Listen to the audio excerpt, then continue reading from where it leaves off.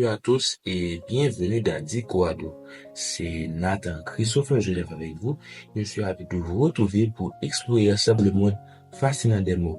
Alors, restez avec nous chaque semaine, participez, posez vos questions et surtout, amusez-vous avec les mots.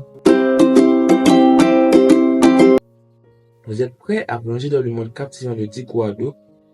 Le mot de cette semaine est éthéré. Éthéré vient du grec éther qui signifie air pur.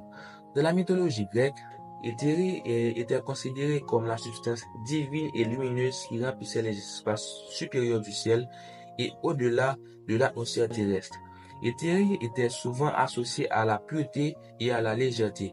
D'après Larousse, éthéré c'est quelque chose qui est extrêmement léger, délicat, impalpable, fugitif ou aérien. Savez-vous comment utiliser ce mot dans la vie quotidienne? Eh bien, le mot éthéré, on peut l'utiliser pour décrire quelque chose qui est très délicat, très léger et qui semble appartenir à un autre monde, souvent avec une connotation de beauté ou de pureté. Voici quelques exemples d'utilisation du terme éthéré. On peut utiliser le terme éthéré pour décrire une personne ou une apparence.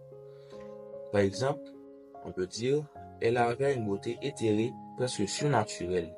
Deuxièmement, on peut utiliser le terme éthéré pour décrire un lieu ou une atmosphère.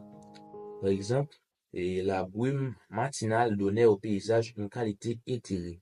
Troisièmement, on peut utiliser le terme éthéré pour parler de musique ou d'art.